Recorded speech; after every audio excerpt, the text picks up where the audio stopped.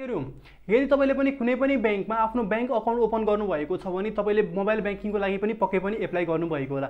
र साथीहरु यदि तपाईले मोबाइल बैंकिङको लागि एप्लाई गर्नु भएको छ भने मोबाइल बैंकिङबाट साथीहरु हामीले सहजैसँग बैंकलाई भिजिट नगरिकन आफ्नो पैसा कति छ कति त्यहाँ हाम्रो ब्याज दर भइरहेको छ भन्ने कुरा सम्पूर्ण कुराहरु हामीले हेर्न सक्छौं। साथसाथै साथीहरु हामीले चाहिँ बैंकलाई भिजिट नगरिकन कसैलाई पैसा पठाउन जस्तै आफ्नो बैंकमा पनि पैसा पठाउन र अरूको बैंकमा पनि पैसा पठाउन र पाउन चाहिँ हामीले मोबाइल बैंकिङबाट नै सजिलै सक्छौं साथीहरु। र साथसाथै साथीहरु हामीले आफ्नो मोबाइलमा रिचार्ज गर्नु पर्यो र तपाईलाई डिसमको रिचार्ज गर्नु पर्यो। साथसाथै अर्को भनेको ई सेवा खल्तीमा पैसा लोड गर्नु पर्यो, त्यहाँबाट पैसालाई विथड्र गर्नु पर्यो भने पनि सम्पूर्ण कुराहरु तपाईले मोबाइल बैंकिङबाटै गर्न सक्नुहुन्छ है साथीहरु। र साथीहरु धेरै साथीहरुलाई थाहा नहुन सक्छ कि मोबाइल बैंकिङलाई कसरी एक्टिभेट गर्ने, म बैंकमा खाता खोलिसकेपछि भन्ने कुरा तपाईलाई थाहा छैन भने यो भिडियो तपाईको लागि है साथीहरु। र साथीहरु अहिलेसम्म तपाईहरु मध्ये कतिले बैंकमा अकाउन्ट ओपन पनि गर्नु भएको छैन भने साथीहरु यो माथिको भिडियोलाई हेर्नुला। यो भिडियोलाई हेरिसकेपछि साथीहरु तपाईले कुनै पनि बैंकमा सजिलैसँग मात्र 5 मिनेटमै तपाईले आफ्नो बैंकमै अनलाइन नै तपाईले बैंक अकाउन्ट ओपन गर्न सक्नुहुन्छ साथीहरु। अब भने साथीहरु यो भिडियोलाई स्किप नगरिकन हेर्नुला किनभने यसमा तपाईले धेरैवटा कुराहरु सिक्नु हुनेछ साथीहरु। नमस्कार, म किरण दुराल, स्वागत साथीहरु। तपाईलाई भिडियोलाई सुरु गर्नुभन्दा पहिले एउटा रिक्वेस्ट गर्न चाहन्छु, भिडियोलाई अहिलेसम्म लाइक गर्नुभएको छ भने प्लिज भिडियोलाई लाइक गरिदिनु होला, च्यानललाई सब्स्क्राइब गरिदिनुस् र छेउमा रहेको घण्टीलाई पनि दबाइदिनुस् ताकि जब पनि यस्तो खालको इन्ट्रेस्टिङ भिडियो ल्याउँछु सबैभन्दा पहिले तपाई कहाँ पुगोस्। So let's get start the video.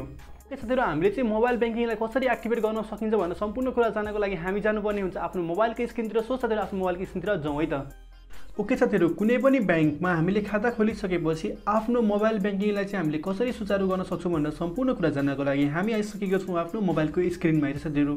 यसको लागि साथीहरु एकदमै इजी छ। तपाईले आफ्नो एसएमएस लाई तपाईले मेसेज बक्सलाई चेक गर्नुपर्ने हुन्छ र साथीहरु मेसेज बक्समा चाहिँ तपाईले जस्तो देख्नु भएको छ एमबीएल अलर्ट भनेको छ। यस्तो खालको तपाईले मेसेज आएको हुन्छ जसमा चाहिँ तपाईको फोन नम्बर र अकाउन्ट नम्बर तपाईको आएको हुन्छ है त साथीहरु। र यसरी अकाउन्ट नम्बर आइसकेपछि तपाईलाई त्यो लिंक पनि दिएको हुन्छ र तपाईले लिंकलाई नगरिकन पनि तपाईले डाइरेक्ट एपलाई पनि डाउनलोड गर्न सक्नुहुन्छ है साथीहरु। जस्तो मेरो यहाँ अकाउन्ट नम्बर र मेरो फोन नम्बर आइसकेको छ, यानी कि मेरो मोबाइल बैंक एक्टिभेट गर्नको लागि म एलिजिबल छु भन्ने कुरा भइसकेको छ। ओके, र अब मैले के गर्न गइरहेको छु साथीहरु, सिम्पली प्ले स्टोरमा गएर मैले जुन बैंकमा खाता खोलेको छु त्यो बैंकको एपलाई मैले यहाँ डाउनलोड गर्न गइरहेको छु। जस्तो मैले साथीहरु माछा पुछरेको मैले खोलेको छु यहाँ। ओके, माछा पुछरे मोबाइल बैंकिङ यो बैंकमा मैले खाता खोलेको छु है साथीहरु। र तपाईहरु धेरैलाई कन्फ्युज हुन सक्छ कि माछा पुछरे बैंकमा तपाईले खाता खोल्नु भयो, मेरो त आईएममा छ, मेरो त एनबीएलमा छ, अनि मेरो त तपाईले भन्नुभयो होला कि अरु नै बैंकमा छ जस्तै सिद्धार्थ बैंकमा छ भन्नुहुन्छ होला साथीहरु। तर पनि साथीहरु सबै बैंकमा चाहिँ सेम प्रोसेसै हुन्छ अलमोस्ट। यसको लागि धेरै खासै तपाईले प्रोसेसहरु फर्म भर्नु अरु पर्दैन है साथीहरु, सेम प्रोसेस हुन्छ। सिम्पली तपाईले चाहिँ यसरी आइसकेपछि यहाँ एक्टिभेट सर्भिसमा क्लिक गर्नु होला। एक्टिभेट सर्भिस किन भनेको छु भने साथीहरु तपाईले देख्न सक्नुहुन्छ नि तपाईले पहिले नै गर्नु भएको छ भने चाहिँ प्रोसिड टु लगइन गर्नु होला र तपाईले फर्स्ट टाइम गर्दै हुनुहुन्छ भने चाहिँ हामीले चाहिँ फर्स्ट टाइम एक्टिभेट गर्नु छ, त्यसैले हामीले एक्टिभेट सर्भिसमा क्लिक गर्ने छौं है त। तपाईले त्यसपछि सिम्पली यहाँ नि आफ्नो मोबाइल नम्बरलाई हाल्नु होला जुन मोबाइल नम्बर चाहिँ तपाईले बैंकमा दिनु भएको थियो त। ओके, मोबाइल नम्बर सिम्पली हालिसकेपछि साथीहरु तल तपाईले अकाउन्ट नम्बरलाई हाल्नु होला।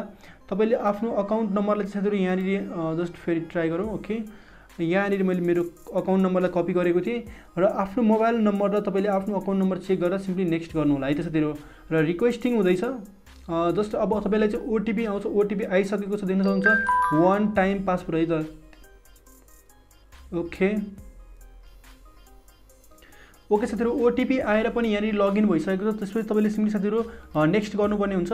नेक्स्ट गरिसकेपछि तपाईको रिक्वेस्ट आउँछ, तपाईले यहाँ चाहिँ आफ्नो जुन पासपोर्ट छ साथीहरु पासपोर्टलाई तपाईले यहाँ सेटअप गर्नुपर्ने हुन्छ है साथीहरु।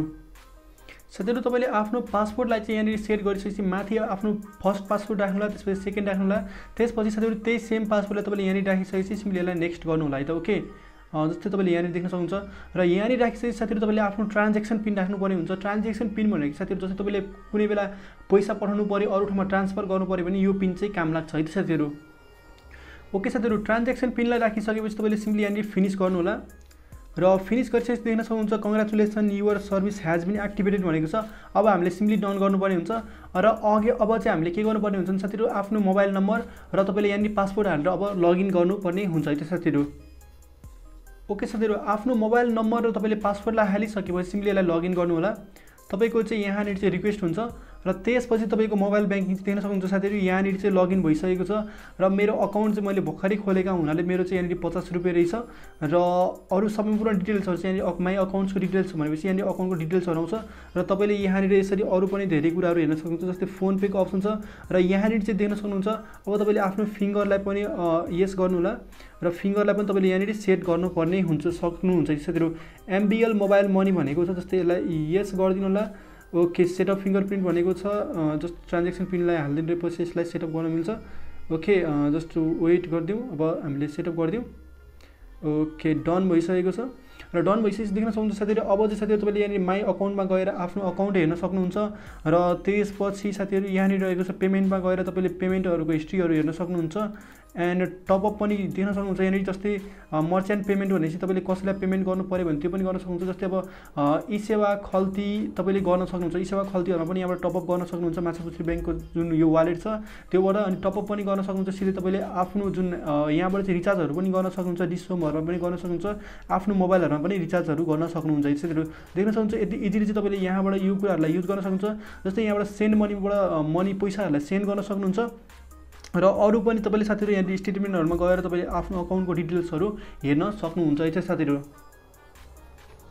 यो थियो साथीहरू तपाईँले सजिलैसँग मोबाइल ब्याङ्किङलाई सुचारू गर्ने सजिलो। ओके साथीहरू, आई होप हजुरले पनि यो भिडियोलाई हेरिसकेपछि सजिलैसँग आफूले मोबाइल ब्याङ्किङलाई एक्टिभेट गरिसक्नु भएको छ है साथीहरू।